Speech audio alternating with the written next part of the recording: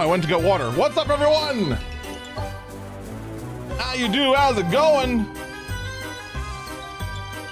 What's up, BB guy? What's up to all lurkers out there? How you do?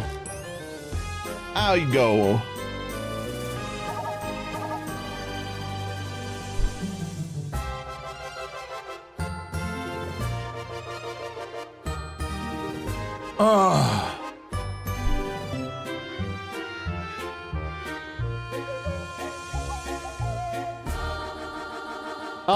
No. No, we got a podcast to do. I don't know why Twitch, when I hit done 3 times, said no. But no, we're doing a podcast.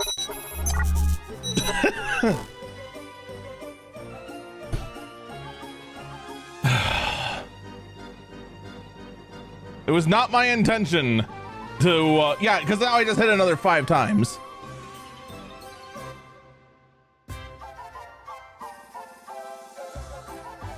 Because there's one thing Twitch is very consistent on, it is twitching.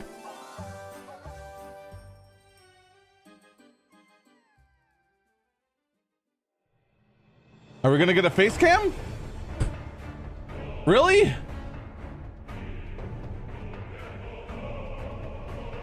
There we go.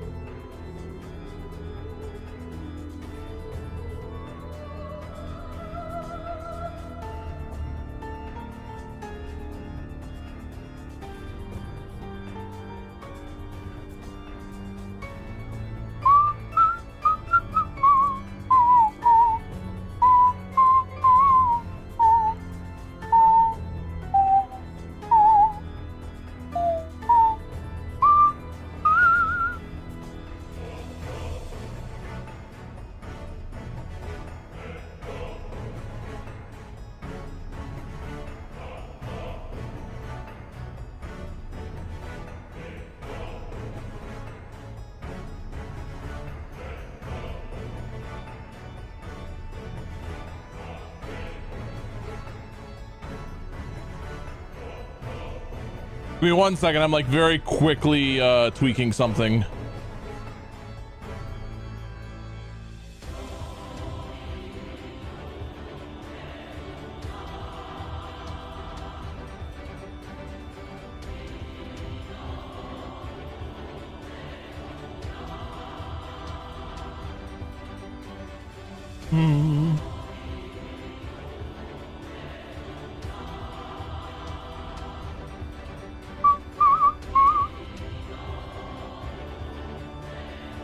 I'm doing like a very, very quick edit.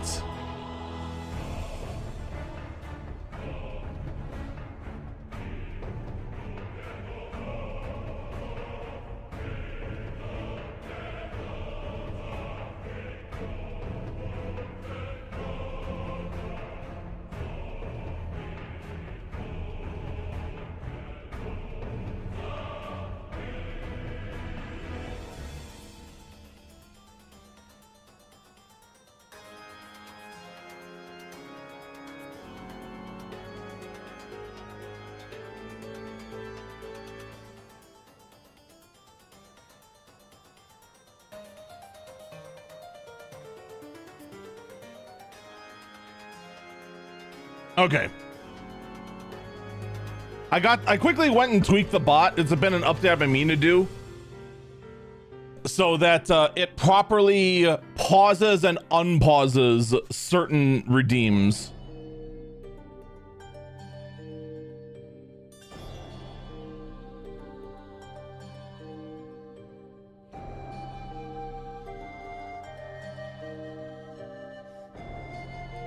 So now automatically when we go into podcast, all the goofy redeems and whatnot are paused, and then the moment we go back to the BRB screen, which means we're done with the podcast, they will re-enable. We might tweak with that a bit more on Monday or tomorrow. Might be able to get that to automatically deal with the SFX commands as well. That will be in a nice automated package.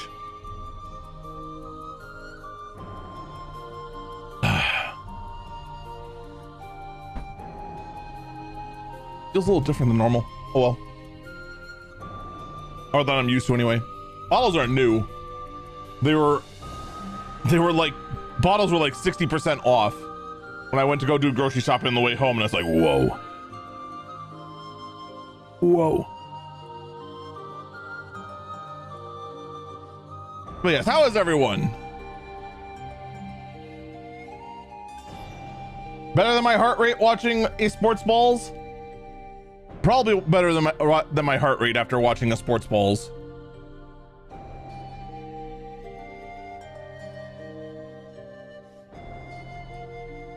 Because a game that should not have been close was way too close.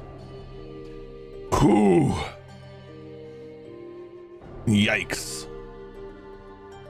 Big yikes. But I digress. Let's actually get to the podcast.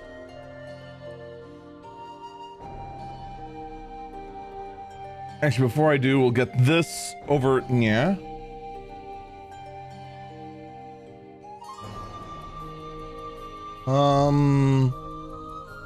That start time is set for 7. I'm gonna push that off to 7:30. All right.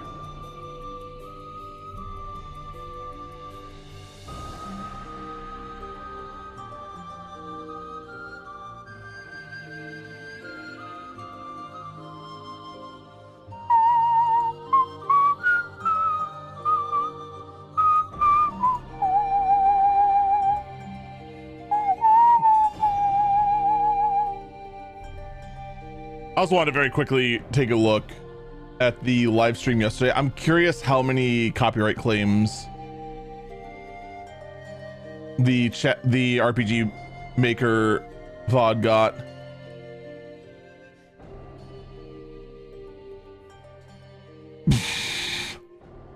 One, 2, 3, 4, 5, 6, 7, 8, 9, 10.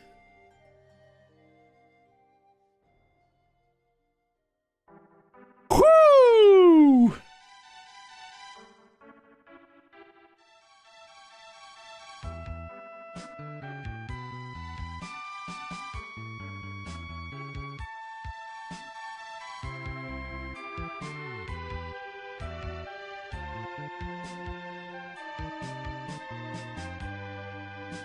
Yeah, so monetization is deader than a doornail on that VOD that no one can see.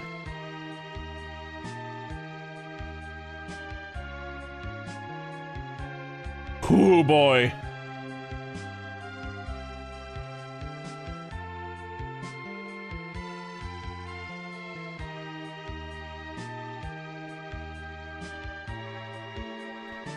You know what I'm noticing though, as I'm quickly like going through the oh, never mind, there's a Happy Trails.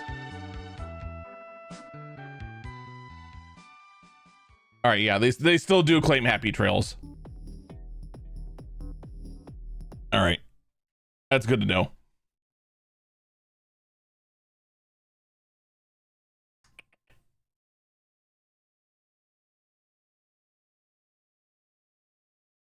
That would be like the one big downside if we ever had to abandon Twitch.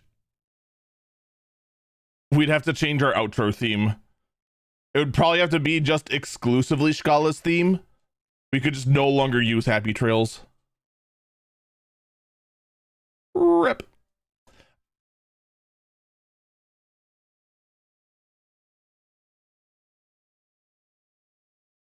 All right, let's get this show on the road, shall we? Now that I've awkwardly just stood silently working on a bot without anyone being able to see. Actually, I could have just shown you. It's not that hard. Like, all I did was just have podcast here and just set it so that whenever any of my Eagle Eyes on Tech podcast scenes are active, it just pauses these.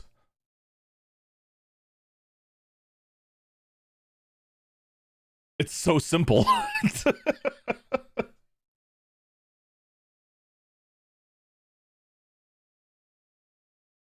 And then added this rule that whenever we go to... That's not the one. We delete that. We no longer need that. Because we have this rule that says when the scene is BRB, which we always go to BRB after we're done, it unpauses those two. Simple.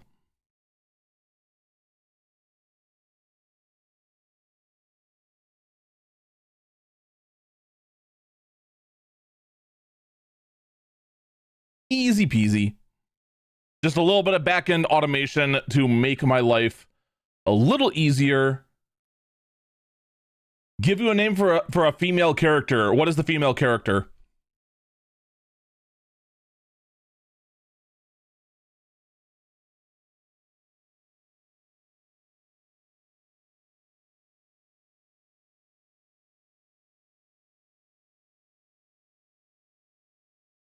Annie.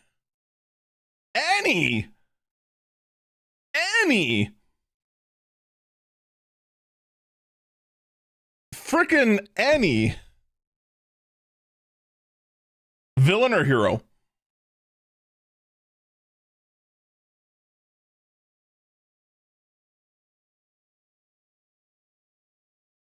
Hero. Okay, there goes the one I was going to say.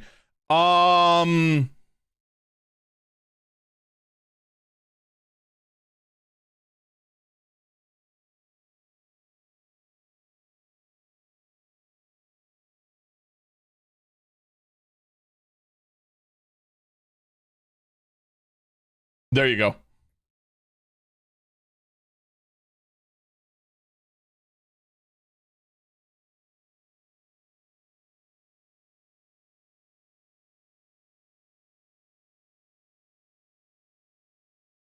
Which is funny, where she's from, she was considered a villain. But she wasn't. Anyway, let's actually get this show on the road, shall we? Let me get my notes up. There we go. Do remind me when we get to, when we're done with the podcast, to give an update on scheduling.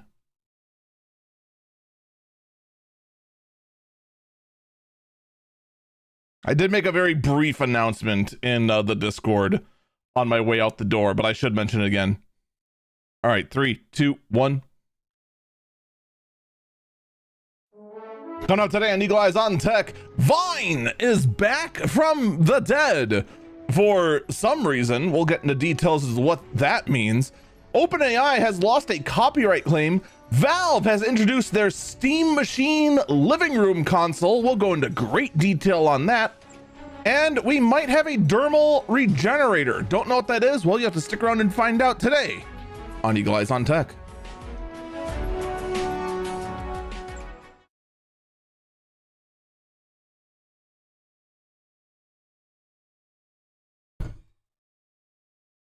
Three, two, one.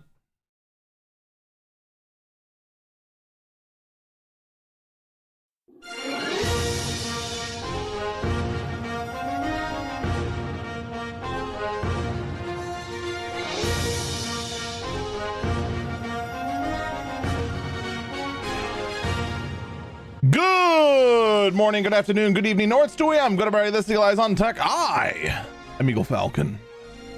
What a week. What a week. Valve has come in and made massive waves in the video gaming space, but I'll tell you what.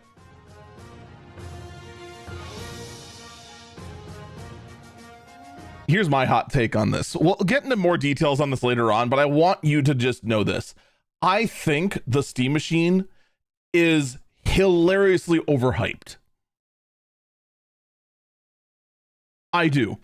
There's a lot of outfits out there that are saying this is going to be a massive threat to Microsoft, to Sony, to Nintendo.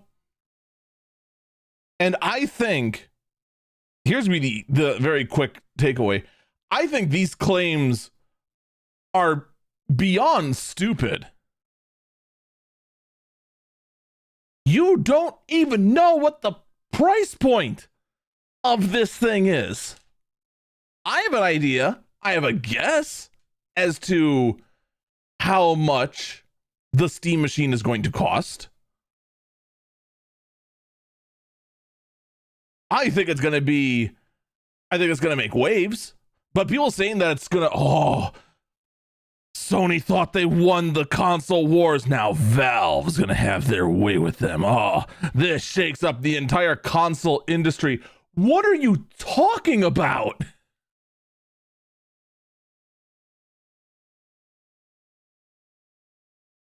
Don't get me wrong. I love the Steam Machine. I love what it represents and I love what they're cooking. But,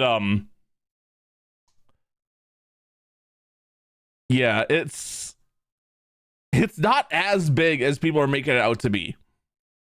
But like I said, we're going to get to that later on in the episode. We'll cover everything Valve announced, because Valve actually did announce quite a lot. We'll get into that all in more detail later. First up, though, we are getting some reports that are concerning, and that is the fact that SanDisk is now jacking up the price of flash memory upwards of 50%. So now not only is your RAM more expensive, but now also your SSDs for future bills are also going to be more expensive.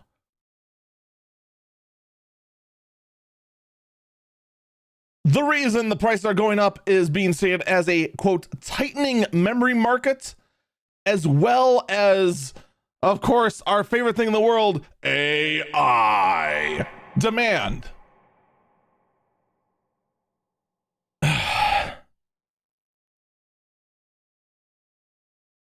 The amount of compute that we're able to generate that is going to AI farms is becoming absurd. It really, really is. And it's just,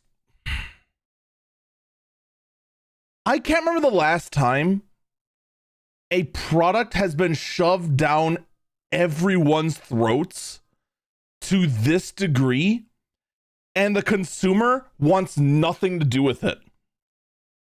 But I got a question for you tech nerds out there. For those of you out there who are unfortunately cursed to be known by your significant other or family, or both, as, quote, the tech guy, how many of you have been asked how to get rid of Gemini on someone's phone? Or how many of you have been asked on how to get rid of this AI BS off their phone or computer?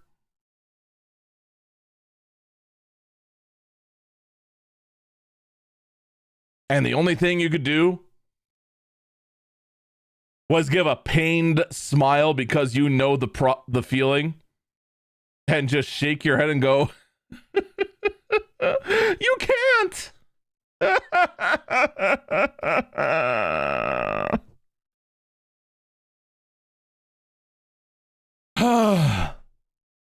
Someone in chat asked, how do you get Microsoft Copilot off your computer? All right, so first you go ahead and get this thing called Ubuntu.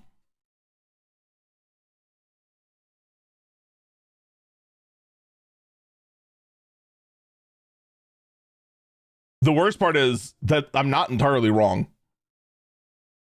It feels like the only way to get away from AI is just to embrace Linux. And the worst part is I have way more AI stories later on. It doesn't stop with this. But if you're hoping to build a computer,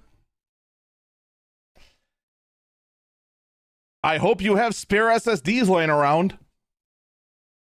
Because otherwise, guess what? You're SOL. You're going to end up paying more. All thanks to AI. Yay. Isn't AI great? Look at how enthusiastic I am about it. Just look at that. Look at all this enthusiasm.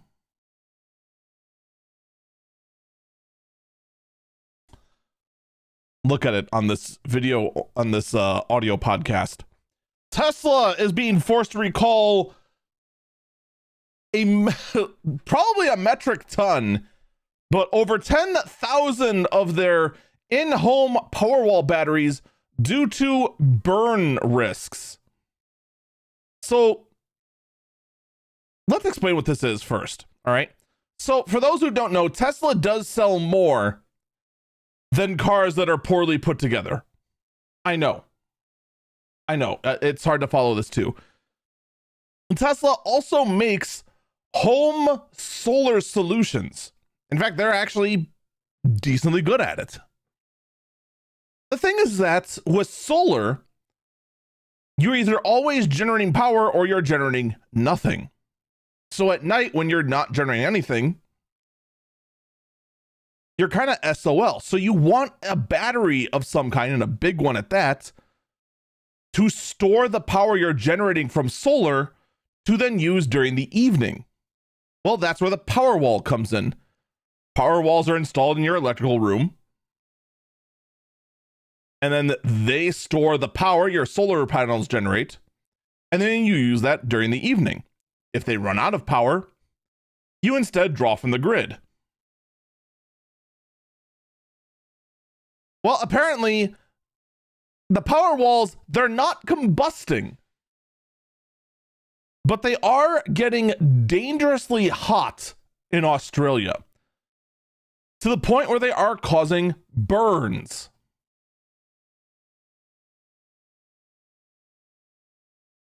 Yeah, it's getting hot enough that it is hurting people. And to be realistic, at those kind of temps, it's going to combust.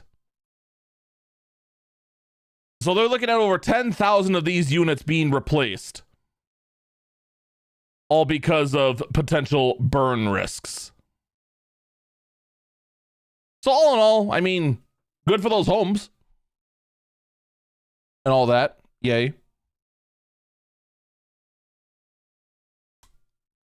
I don't think anyone really cares, really. It's kind of hard for a lot of people to care about solar. Here's something that people do care about, though. Mr. Jack Dorsey has gone ahead and reintroduced Vine to the map. Oh, wait, no, I'm sorry. This article is about Jack Doherty, who has been arrested on drug charges, and we're all in cheering of it. Yay.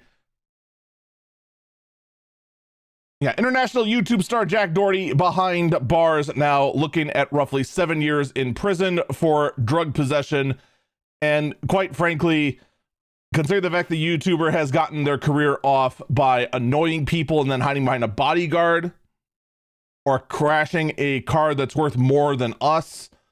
Sucks to suck. Anyway, enough of Jack Doherty. How about Jack Dorsey, who has restarted Vine, the 6-second video service, and has now been rebranded to Divine. I get it.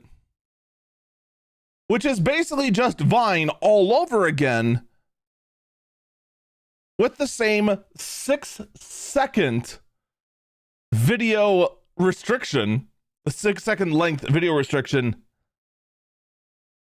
and in fact is just booting up already equipped with the 100,000 videos that Vine already had.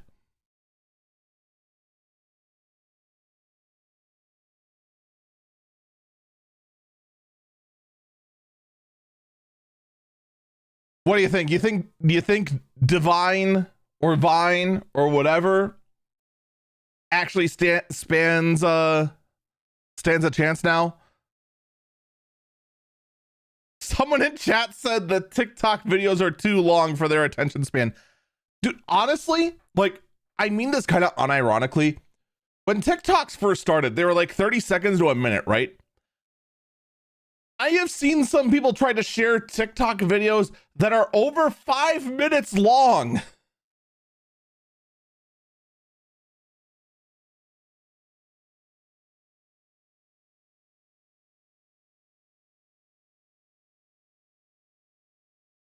That's wild.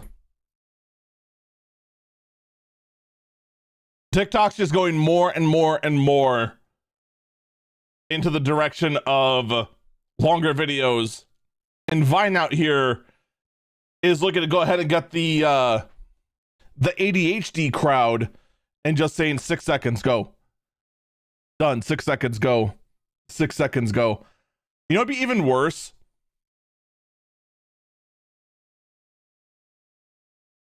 What if the default player for Divine auto scrolls to the next video?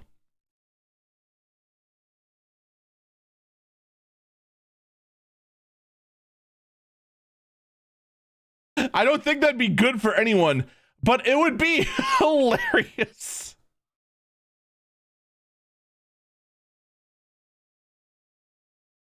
Just an auto-scrolling non-stop feed of nonsense. Whew. It might be almost as useless as Twitter. Well, we'll have to wait and see how this catches on. I have no idea how this is going to go. I really, really don't. Because every time I think I understand online media, something happens that just throws me for a loop. Kind of like I expected no other updates remaining for Windows 10, but here we go. We actually do have some critical updates coming to Windows 10, specifically to fix extended security updates. So if you are still rocking Windows 10, first off, you should really be looking for an exit plan, even if that exit plan is to the Penguin. You don't want to stay on Windows 10 for too much longer, to be perfectly honest. But at the very least, you are getting some very urgent security updates very, very soon. In addition to regaining access to said security updates.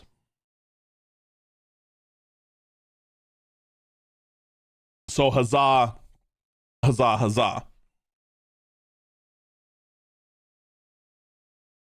That's good news, at least for Windows. They couldn't possibly botch it up, right?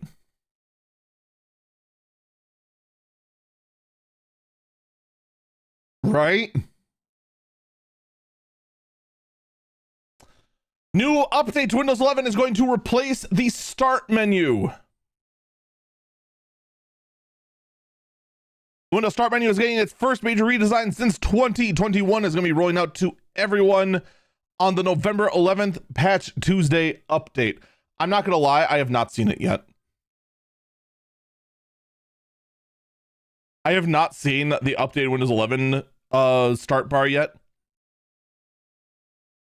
Solely because I don't remember why, but I ended up installing a plugin for Windows 11 that just restored a Windows 7 like start bar on Windows 11.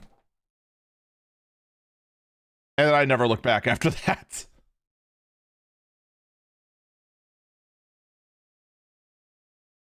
Now, to be perfectly honest, I hate the default start bar. I hate it. Oh God, it's awful. It's just plain awful. So I'm hoping that the new update is actually going to be halfway flippin' decent. Those who already have it, I'm actually curious what your opinions are. Maybe it's already installed on my laptop and I just haven't noticed. Maybe other people haven't noticed. It's hard to really tell. But in any case, if you're looking to get out of your Windows 11 start bar, go ahead, update Windows 11. Let me know how that works out for you. And if you hate it, don't worry, there's plugins out there to go ahead and change your start bar. You know what there isn't? A plugin to go help fix?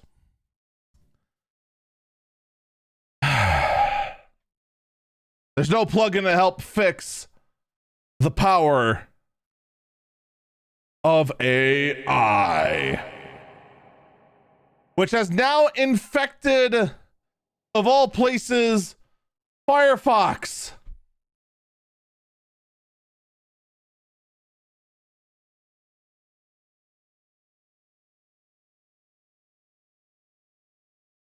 Firefox is introducing the AI window, which is built for control and choice. The web is changing, and sitting it out doesn't help anyone. We were founded under the mission that the web should be open, fast, and secure. And for the people first, as AI becomes larger and larger part of the web, we see a clearer role to shape it in ways that support choice and keep the internet open and accessible to all. With AI windows, we'll do this through a fully opt-in experience. Okay, I can enjoy that. Features to protect your choice and more transparency on how your data is used.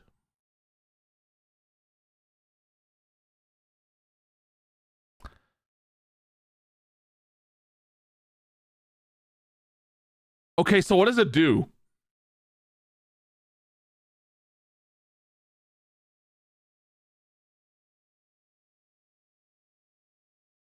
Like, seriously, what does it do?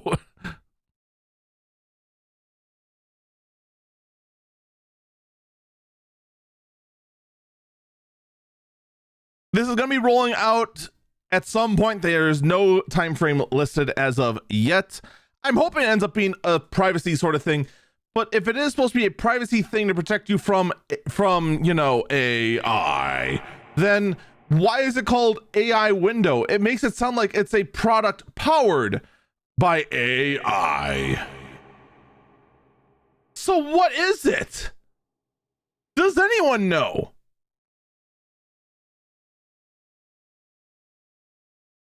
But I hate the fact that my very first instinct when I see anything with the letters AI in front of it is just to immediately assume that it has the worst intentions for me.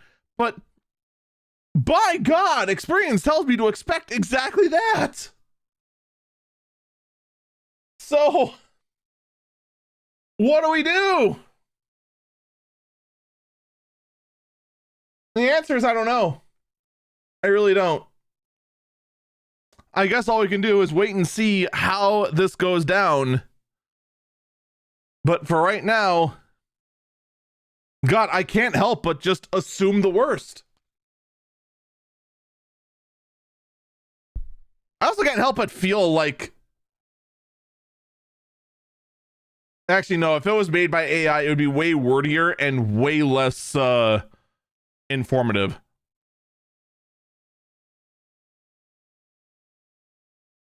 But of course, while so many users out there are hesitant to embrace the power of AI, companies are looking for some way to make you love AI just because, you know, you need to love it so that they can make money off you, despite the fact that no one could explain how AI will make my life better at frickin' all. It is the biggest struggle that AI has right now. It's the fact that no one, underline no one, can come up with a good use case for AI that actually convinces us that this is a good thing.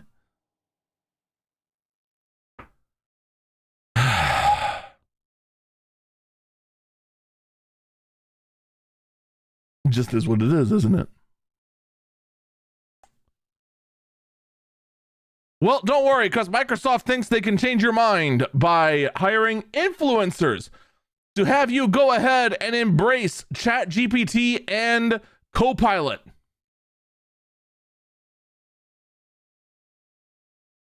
The ads sound something like this. Ooh, ChatGPT good, using brain bad. Ooh. Is it working? I got a feeling it didn't work. And again, it goes back to the simplest answer. Right? Not the simplest answer, the simplest question. Why?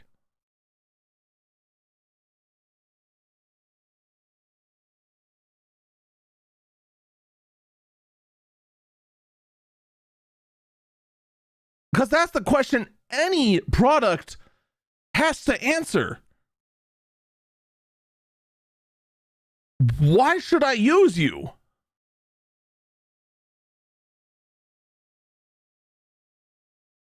I've been getting harassed at work by Yelp, constantly asking me to go ahead and buy ads from them. To which my answer has always been the same. Because you're all talk, you don't produce results.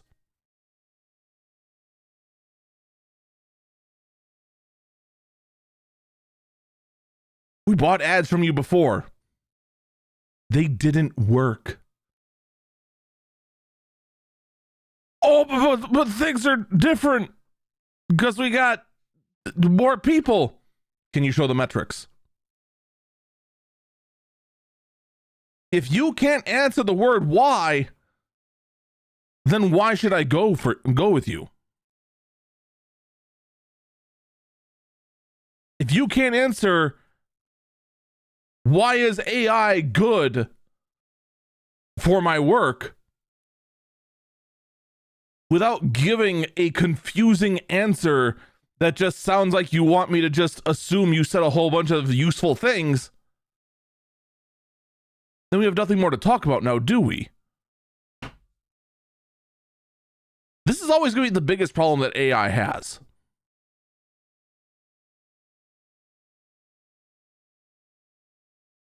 Oh, but you can use AI to code things. How often? How successfully?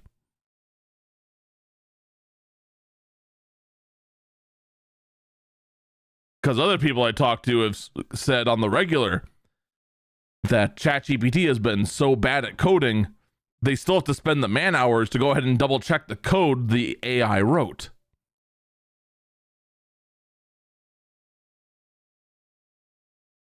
It's always the problem, isn't it?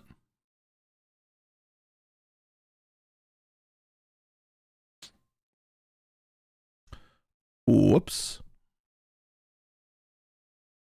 So until you can answer that, it's hard to go ahead and try to sell people on AI. Does that stop anyone? No. No, it might actually stop them, though, is the fact that in Germany, OpenAI has, in fact, lost a copyright case.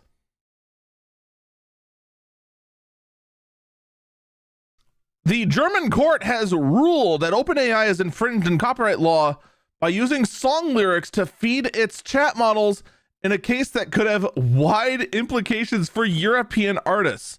The Munich report, according to CTV News, has found that ChatGPT was not entitled to use of the song lyrics to train its artificial intelligence without licenses, and that the artists who wrote them are entitled to compensation. Well, you look at that. Germany got it right. Looking at our courts here, they're looking at AI and saying, oh, no. They could totally just train these models on all kinds of works that they just took from the public.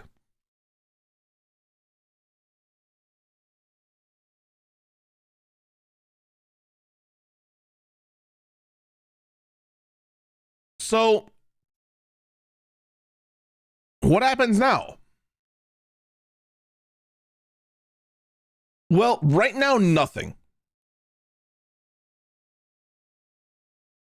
These particular artists are going to go ahead and get some kind of compensation. What's going to really matter, though, is how are other artists going to respond to this? And you've already got some very interesting things happening as well.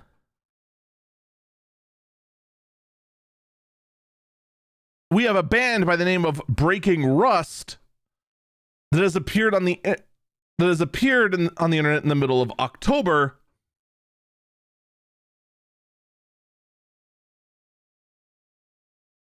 where one of their country songs has been rated a hit number 1 on Billboard Country Digital Song Sales Charts.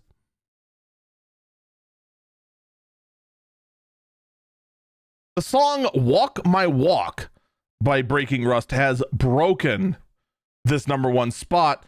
Here's the problem, though.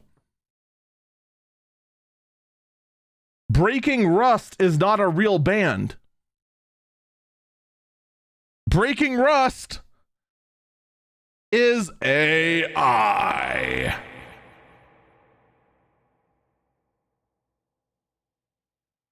AI music is at the top of the charts. AI music is beating out real artists. And I'm not gonna lie, I am not surprised at all.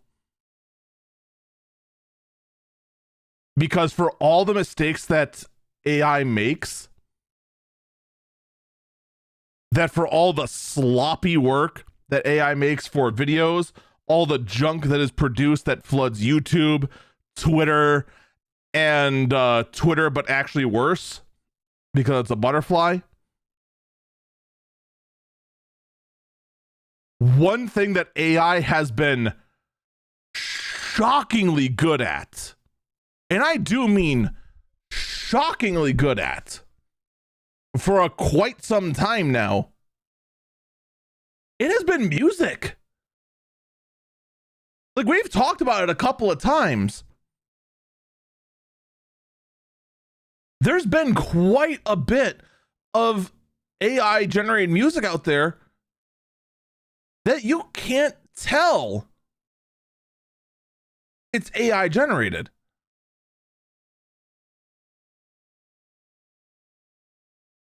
Now, for the most part, AI music hasn't really bothered me. Most of my interaction with it that I know of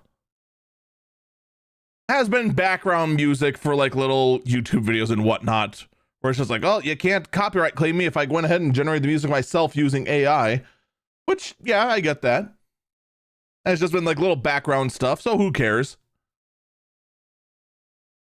What happens when the AI generated music is beating out the actual artists? Is AI getting too good?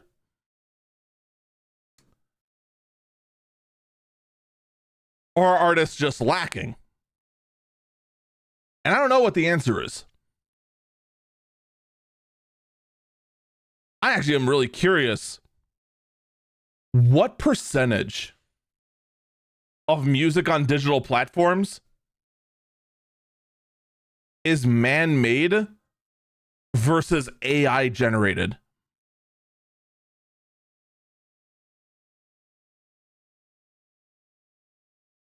Heck, I've been going through a lot of various copyright-free music because, well, we're coming to the end of the year. I gotta pick new bumpers for the podcast soon. And I have not been having a whole lot of luck. Now you gotta wonder, how much of the music that I've been listening to that's just a remix of something else, how much of that was made by AI?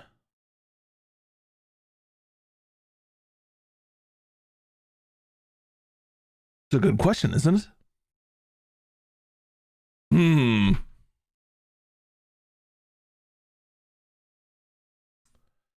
This will be an interesting one to see it now starting to get more and more attention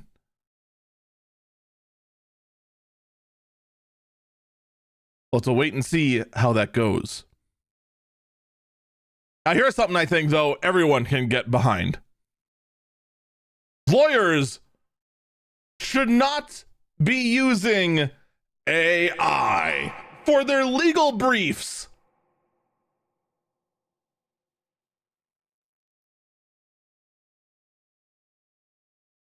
Apparently, what's been going on a lot lately is that lawyers are using AI to pad out their statements. And now their peers are peer reviewing each other and calling out each other for using AI.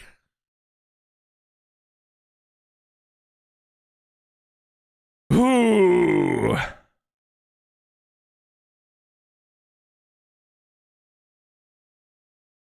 I don't know, like using AI, I would feel like using AI for your legal statements is just like asking to be taken less seriously.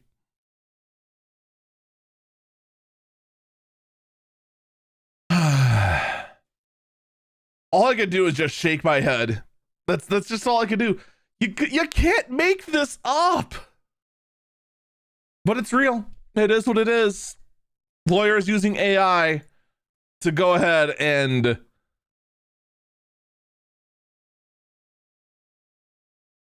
just get at each other. Last one before we go to the break.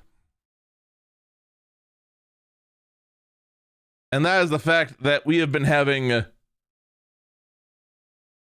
well, to get back on someone else, or not on someone else, but the previous topic, more and more people, according to studies, are having the same problem that I am. And I wish I had these stories in a different order, but I'm committed now.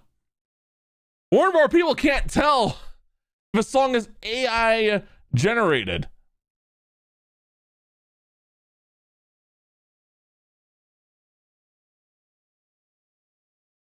Like I said before, AI has always been shockingly good at making music.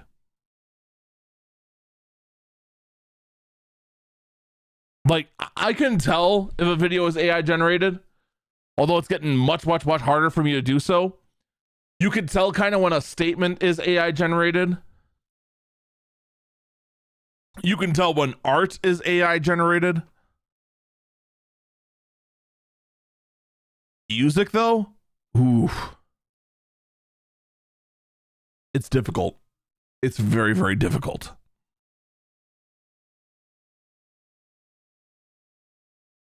And I'm not the only one.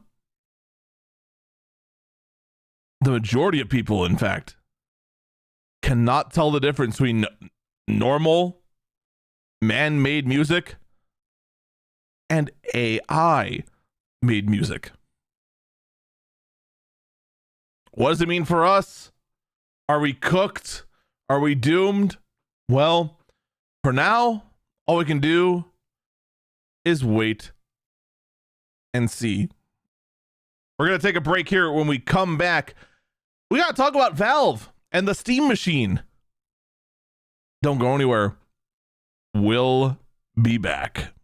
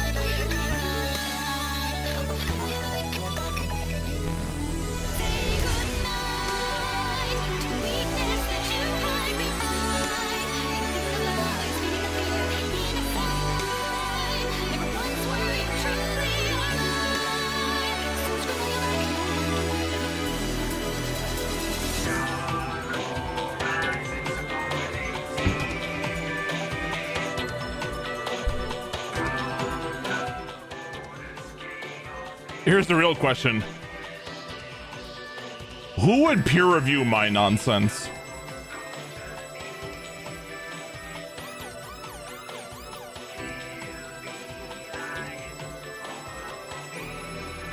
I guarantee you there's no AI work in my work. It's all off the cuff. An AI agent. What would it review it for? Am I fucking stupid enough?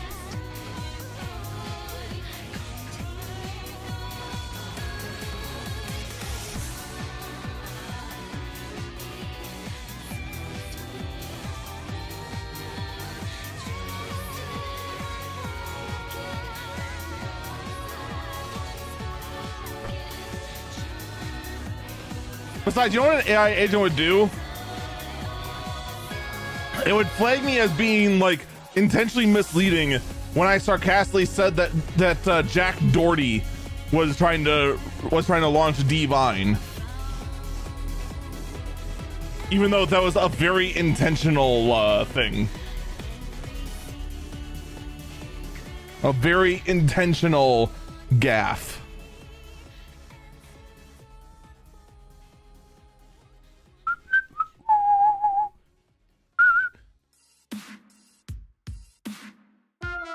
AI can identify its own. I guarantee you I'm not AI. If I was AI, my voice would sound synthesized and have some little gaps here and there. Like you'd be able to go ahead and hear as it just like inflects down for a second and then goes back up. Like it was something that was clearly generated off the cuff. You'd be able to take a look, you'd be able to notice those sort of things, you know? Come on, man. Jeez.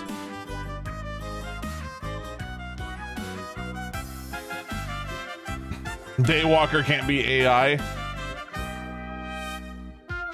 I am too impromptu to be AI. Have you seen how long the idiot puck makes to ponder basic things?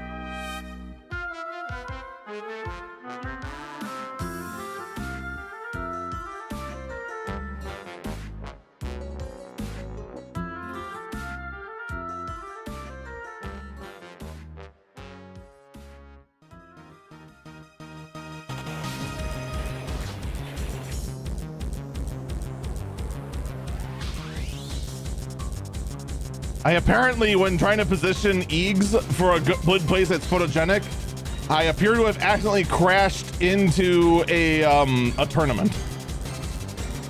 There's just like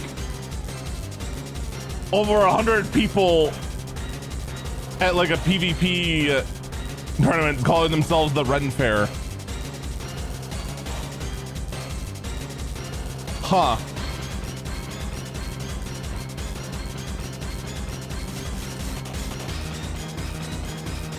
Well,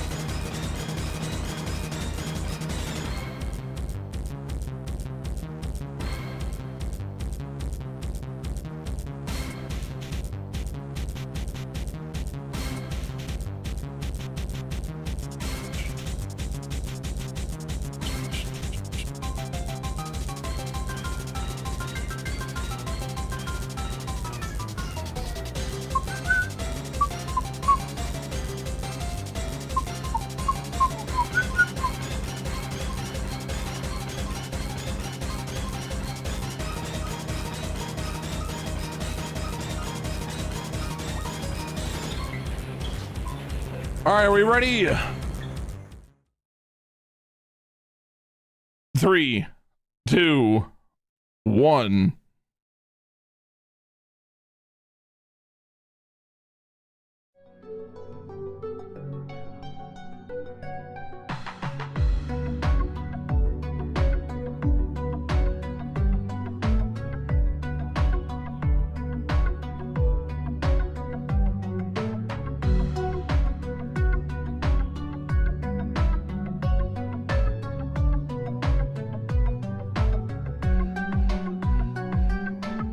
Welcome back, Eagle Eyes on Tech. I'm Eagle Falcon. Now, Valve has went ahead and gone on a spree this week. They have announced 3 brand new products. First up, they have announced the Steam controller. Now, the Steam controller is unique for the fact that this device sports both joysticks and trackpads to allow users to go ahead and adapt to any game out there, and has software support built in so that you can go ahead and pretty much adapt any kind of... What do you mean? Oh, wrong one? Oh, I'm sorry. I'm sorry. This is the Steam controller from 2015. This is not a new product. All right, I'm sorry. Let me get my notes updated. All right.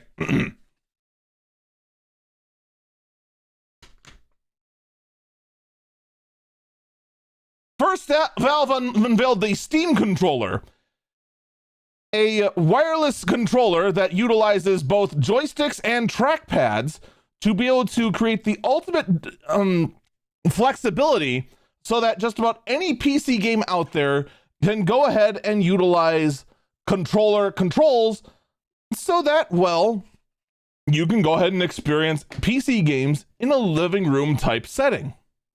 Man, I can't believe we almost made that mix up, huh? It's wild.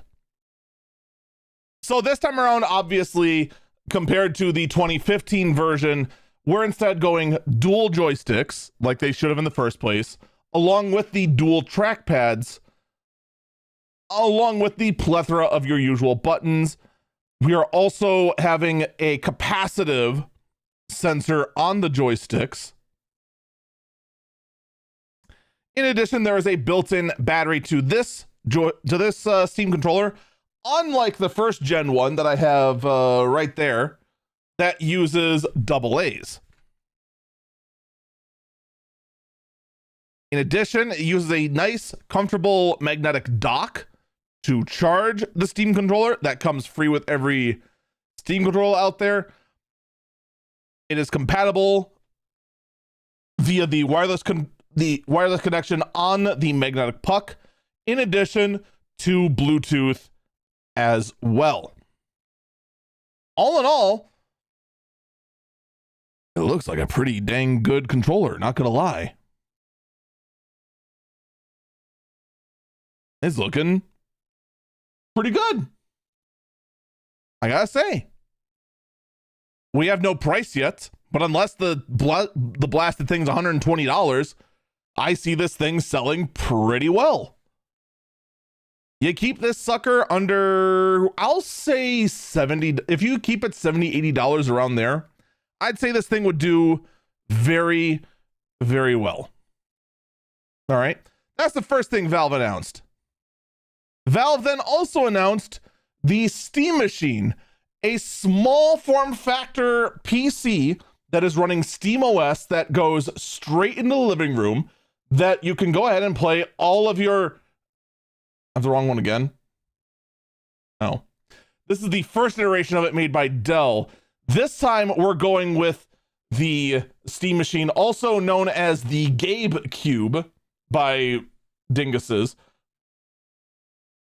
This sucker, everyone is saying, is a console killer.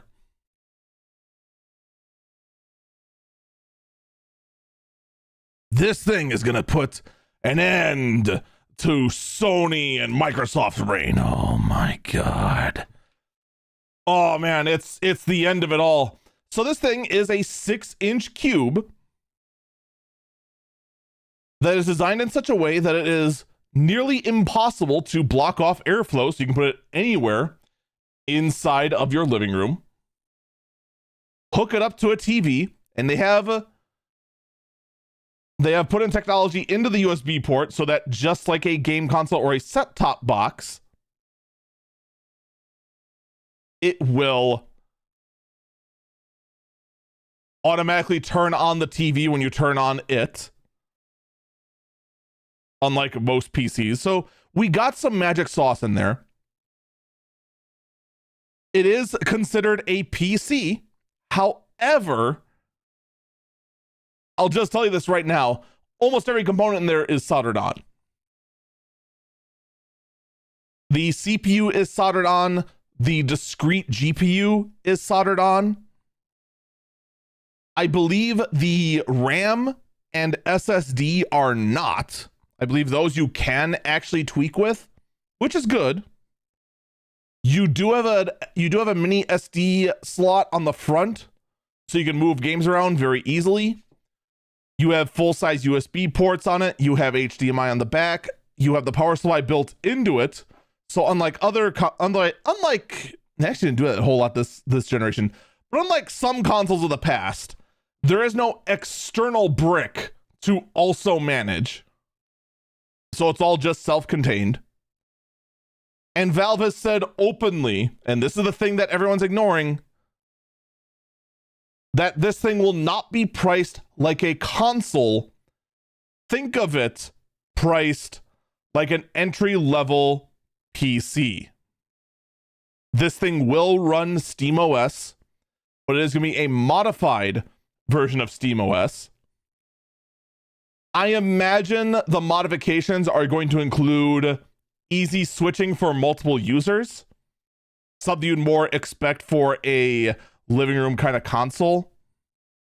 But otherwise, Valve is saying they are not going to lock it down like a PC.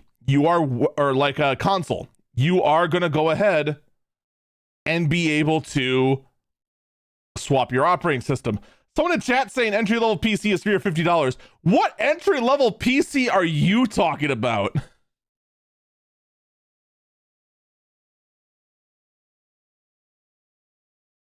There ain't no entry-level PC that's $350. Any PC you get that is $350 is either used or not a computer. I'm just telling you that right now.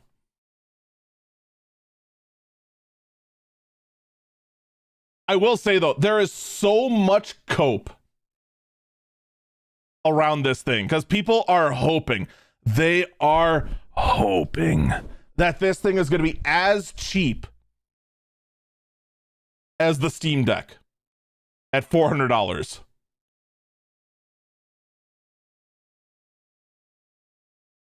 This thing is rocking a laptop grade 6-core processor with a discrete AMD 7600 GPU. This thing is roughly 5 times the performance of the Steam Deck, the portable one, and about on par with the Xbox Series X. Roughly up there with the PS5 regular as well.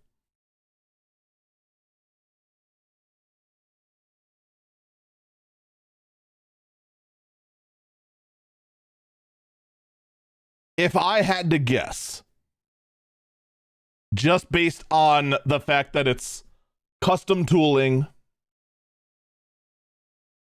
rocking roughly about $100 processor, rocking roughly a $300 GPU, the increased cost of RAM and SSD, I would say it's a lot of people are saying, oh, it's gonna be $400 or $500. I would say minimum, underline minimum, we're looking at about $800 for this thing to start at. That is my guess. We do not have an official price yet. But I just say brace yourself. A lot of people are saying, oh, this is going to be perfect. Oh, just a cheap little thing to go ahead and throw my thing. I don't think this thing's going to be cheap.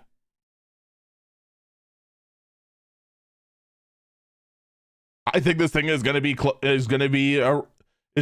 shy of $1,000.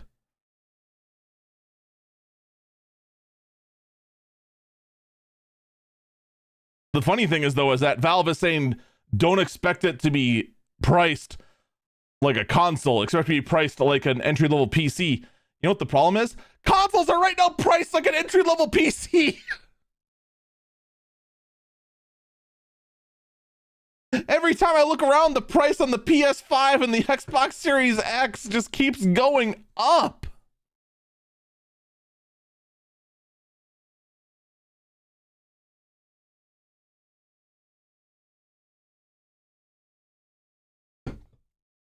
Someone in chat says if it hits the $500 price point, it will cripple the actual console market.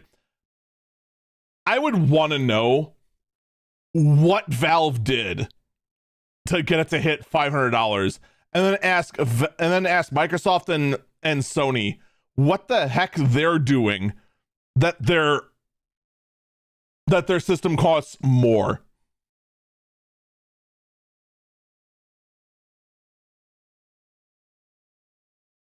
But let's get back to the thing.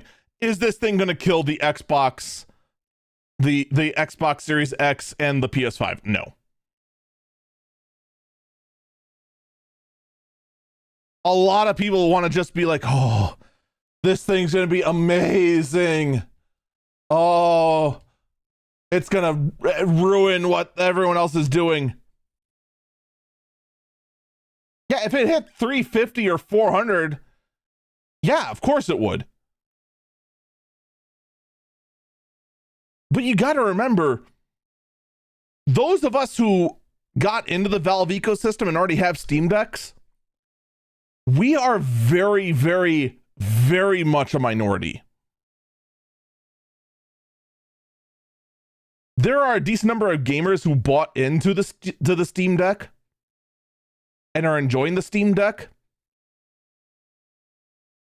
But the people who are actually using Steam Decks is a drop in the bucket compared to who is using an Xbox Series X, a Sony PS5, or a Switch 2. Where the Steam machine has its advantages, though, is the fact that you might have a higher upfront cost, but all of the hidden costs of a console are not present here. There is no $50 a year or $10 a month to go play online games. There is no $10 surcharge that the console platforms have.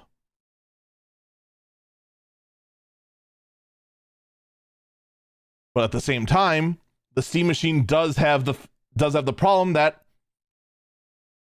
you're not going to have the same level of optimization.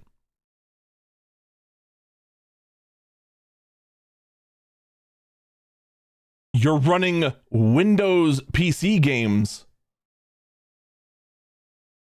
on an emulation layer called Proton.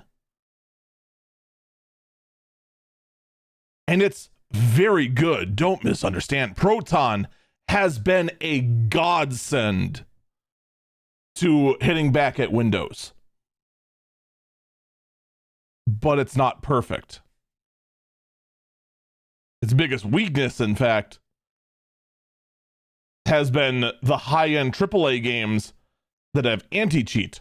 Proton just can't deal with anti-cheat at all. So it's not going to be as seamless as an Xbox or a PlayStation. There are pros here, but let's not kid ourselves into thinking there are no cons with the Steam machine.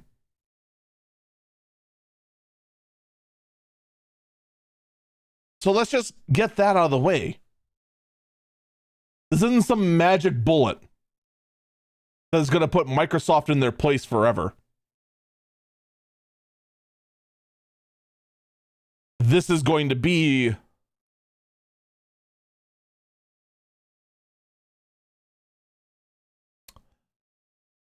more something to expand what Valve is doing. And personally, I can't wait to see where it goes, because it is very, very interesting.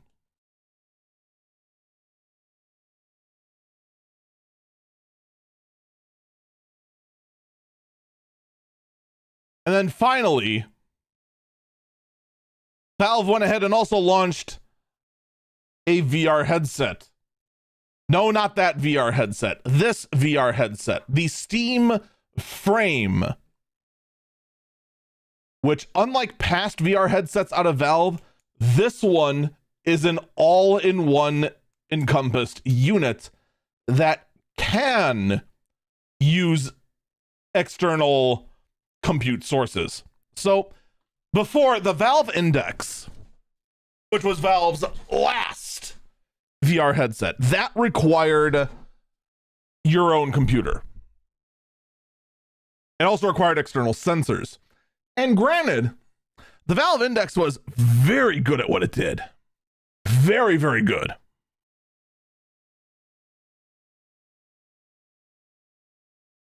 It's been a long time since the Valve Index was around. All right. There has been a lot of advancements. So Valve is launching the Steam Frame. This launches a modified version of SteamOS again. This time, it's more focused on ARM architecture.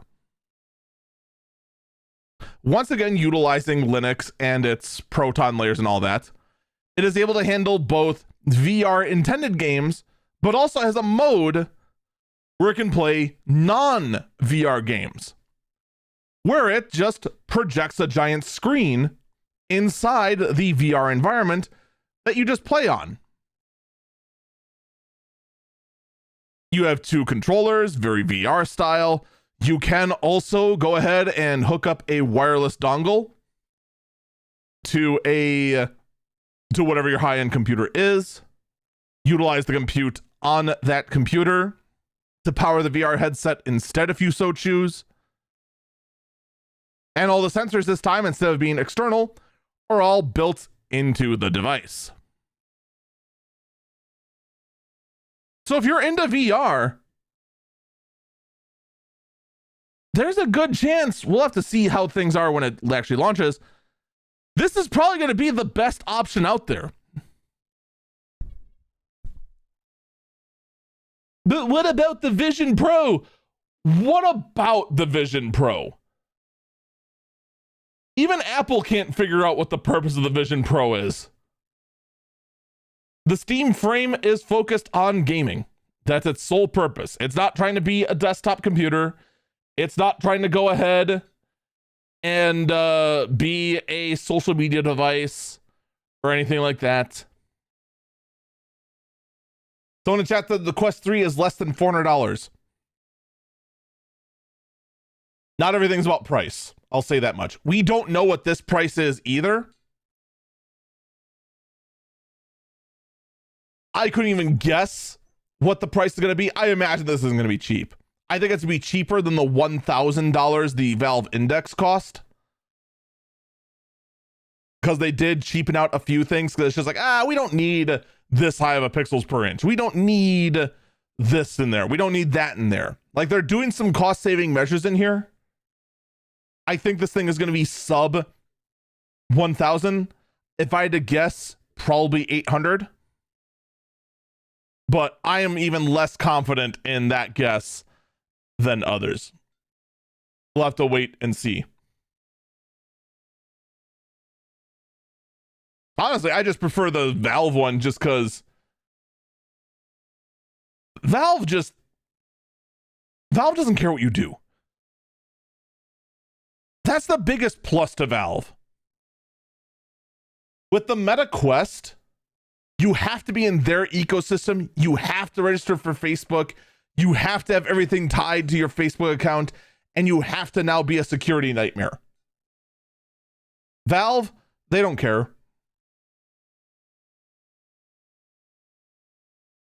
I guarantee you the Valve Index, the Steam frame is going to cost more than the Quest 3. And I guarantee you the Steam frame is going to be better than the Quest 3. No ifs, ands, or buts about it.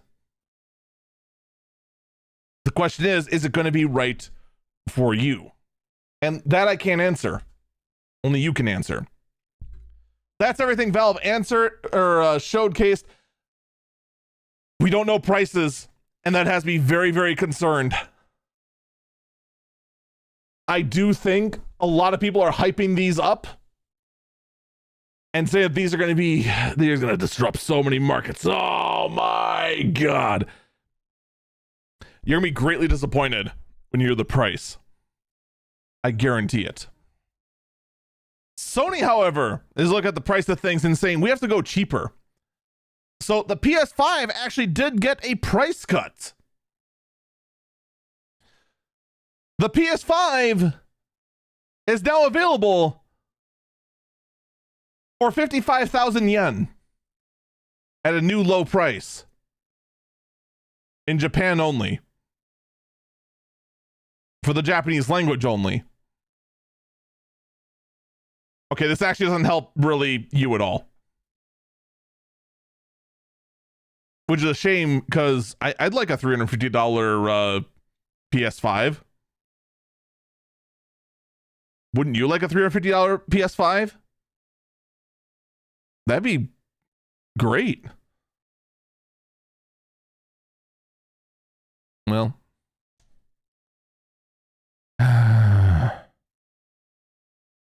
oh well. A man can dream, though. A man can dream.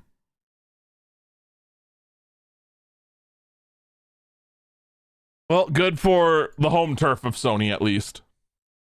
Here's some good news, though, for all the Android users. Google is now letting you sideload apps as long as you're a, quote, experienced user. You can now install Android apps made by unverified developers, meaning you can now install applications that are not on the Android App Store if you are a experienced user. Whatever that means. Are you an experienced user?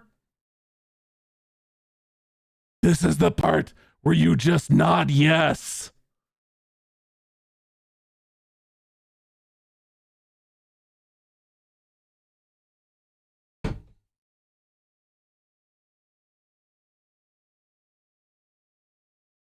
Now, I'm actually trying to very quickly find out how are they going to try and determine who are experienced users. I don't remember them mentioning anything as to how they'd verify that.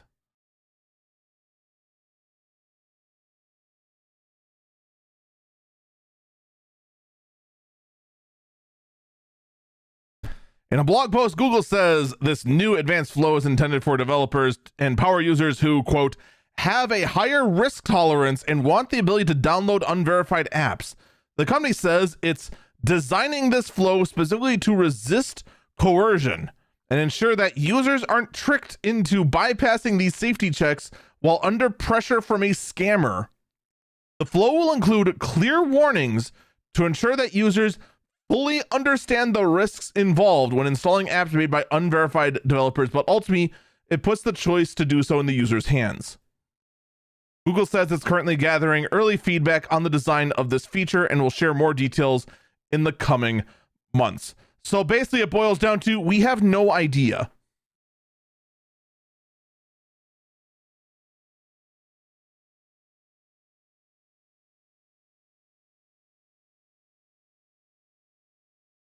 Someone in chat says they'll probably bury it behind developer mode. It doesn't seem like they're doing that, but I admit I don't know. They very well could be doing that, but the language kind of, it doesn't really say they are, though. So I don't know. The important thing is that they are leaning away from locking everything down. By the by, you know how the Nest thermostats are now obsolete? It's okay. Hackers have found a way to get the Nest thermostats to work again. The quote, no longer evil project will now trick Nest thermostats, who users go ahead and modify in a certain way, to connect to a third-party server that allows the thermostat to operate normally. I'm not gonna lie, I don't know what, because the Nest thermostat isn't like,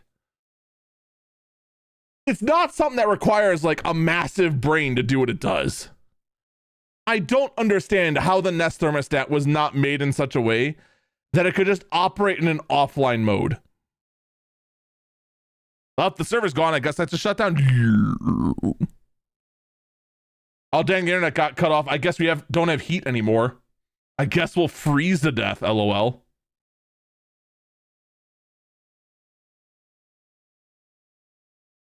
So, good on the Tinkers. Congratulations. Nest works again. Meanwhile, though, Death Stranding is in the middle of an actual strange collab.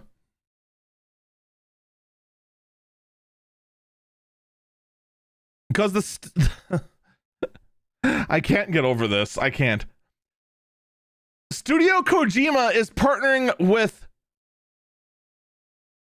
Dynasys to actually create a limited run of an exoskeleton modeled after Death Stranding 2 on the Breach.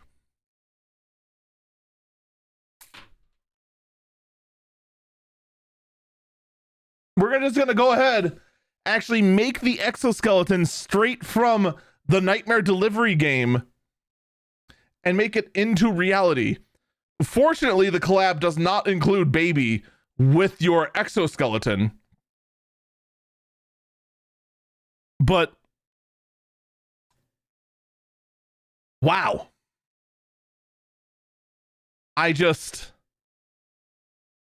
That's a real thing that really exists now, huh? The collab of the century. We have the Death Stranding exoskeleton. Good to know. Good to know. Russia was showing off their humanoid robot, and it failed.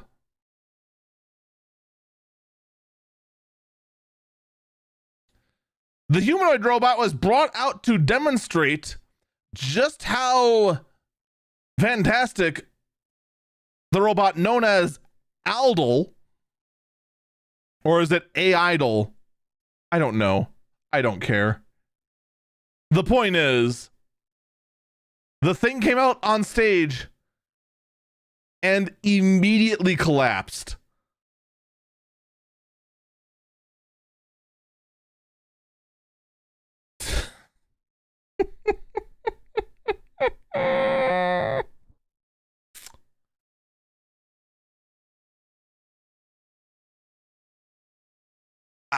I just can't help but laugh. This is like some Team Rocket tier stuff right here.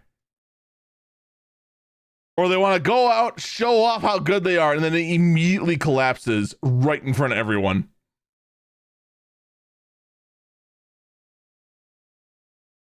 I'll give them credit, though. We are very, very, very entertained by the robot that came out and decided to collapse. Meanwhile, though, we have a device that's been made by a research team from the University of California, Santa Cruz. It actually looks like they've gone ahead and made a dermal regenerator. An electronic device is using electricity and, quote, drugs to heal wounds. The purpose of the device is to stimulate cell growth for open wounds to heal themselves. The reason I call it a dermal regenerator is because, well, in various sci-fi settings, Star Trek being one of them, they have a device called a dermal regenerator. A device that regenerates the dermis, the skin. That's what this thing is doing. Literally. You know, if it works, it works. It's actually kind of impressive in a weird sort of way. But you know, you gotta suddenly ask yourself,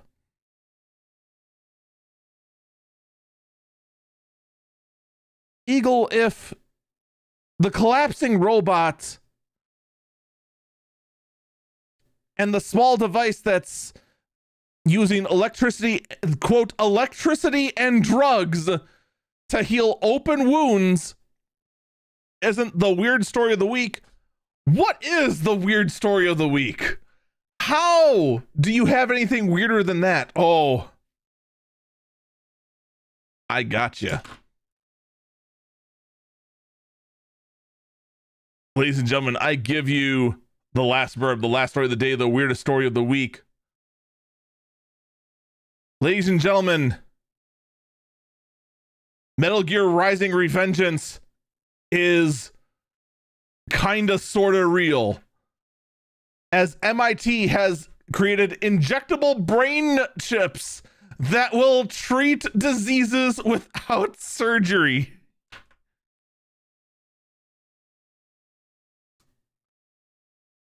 Ladies and gentlemen, nanomachines, son! We've done it. How are we fixing you up? Nanomachines. You got a cold? Nanomachines.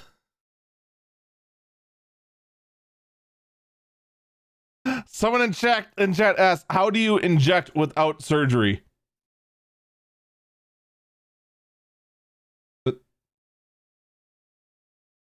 You inject. Do you think a flu shot is surgery?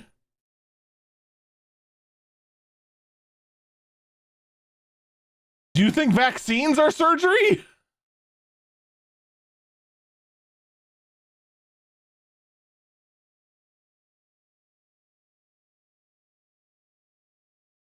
It's an injection, it's not surgery.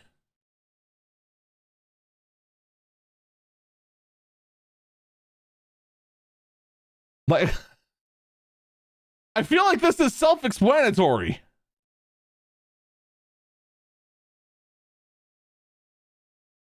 This is like so.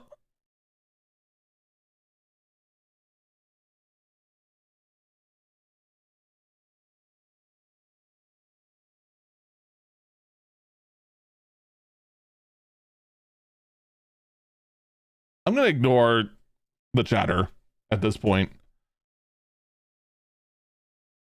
because we're getting into super details here about, like, you're injecting past the skull. I didn't read the whole thing.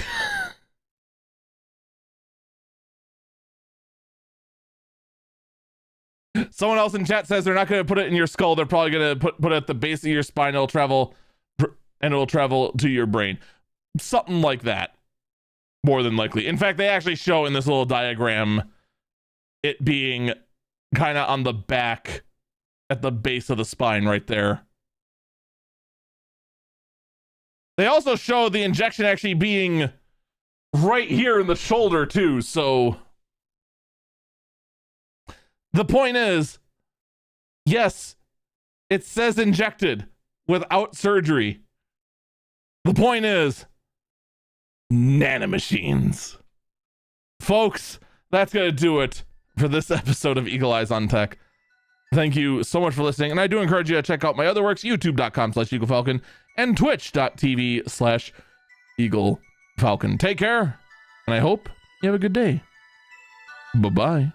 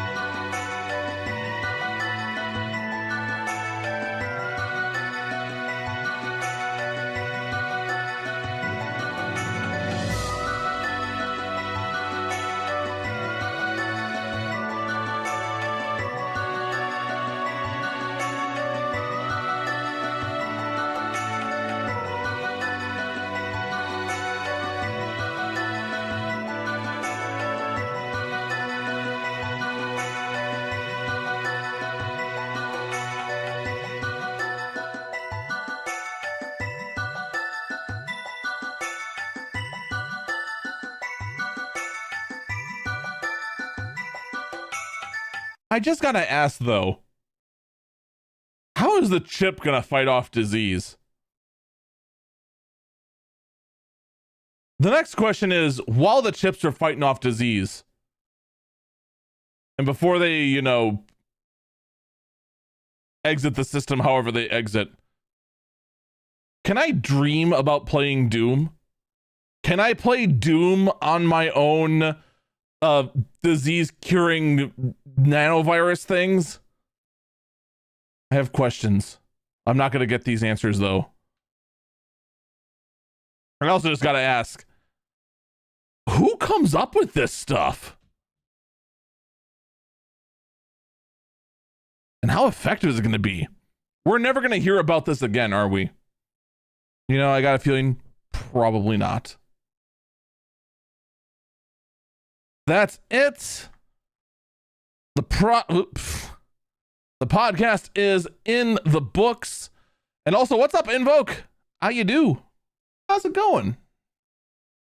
But we are going to go ahead and we're never going to hear about it again. It just showed up in the test and it's like, yeah, we did it once. How did we get? Oh no, it wasn't practical at all. No. No, we tried it. It just didn't do shit. But we're going to go ahead and take a extended break here as we switch gears over to FF14. I got to go and get the podcast to edit and render. Those of you on YouTube, thank you so much for watching. The other stream will be starting up soon. That is going to be actually intended for the Final Fantasy 14 stream. Take care.